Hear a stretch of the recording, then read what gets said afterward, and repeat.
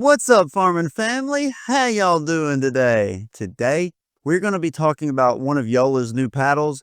It's the JOOLA Perseus. I've played with the 14mm and the 16mm. The 16mm I played with briefly. I've been playing with the 14mm a decent amount lately. I did get this paddle from Hometown Pickleball.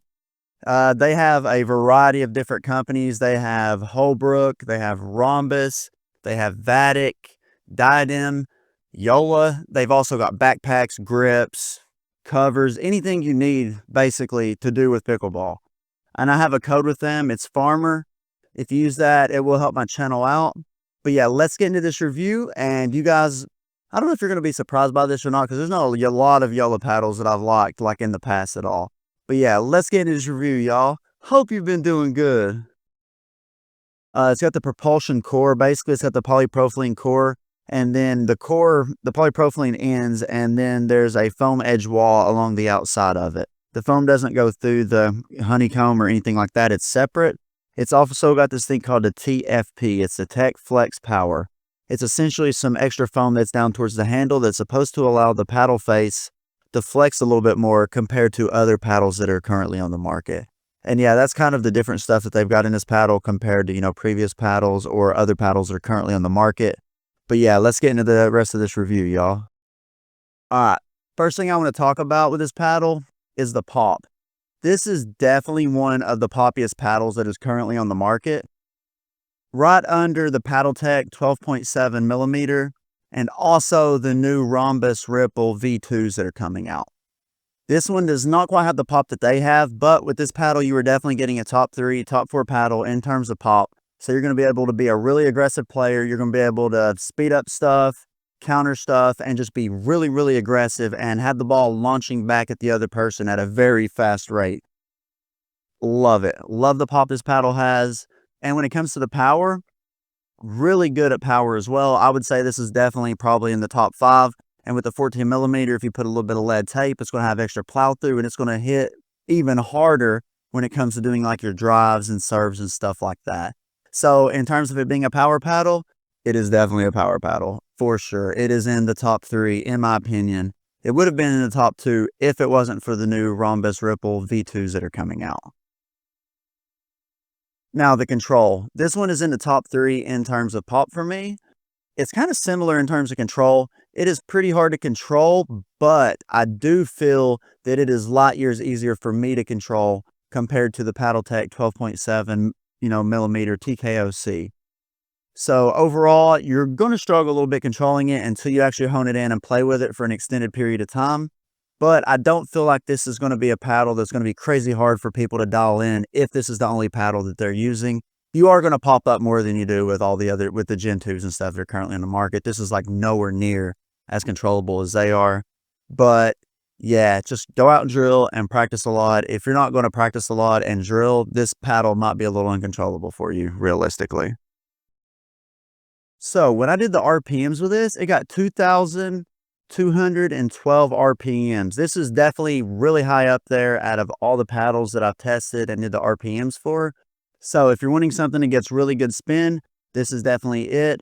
I feel like when I did my slices or my top spin, I was getting well over what I needed to be able to get the job done. And that is with me being just like a subpar player. If subpar is, if that might be like a reach.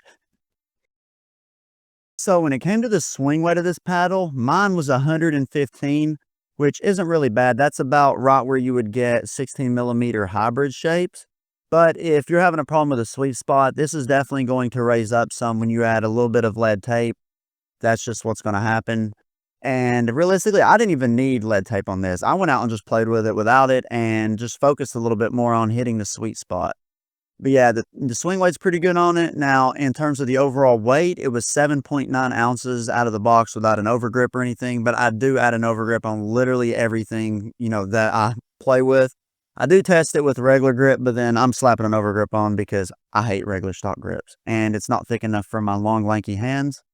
Now, the balance point of this was 242. Now, when it comes to the twist weight was 6.05. 6.5 is considered average, so it is definitely going to be below the average that you're expecting in terms of a good paddle twisting in your hands. But with this being a 14 millimeter and it being 6.05, that's not really bad at all. Usually elongated paddles is 16 millimeters around the 6.2 to 6.3 range.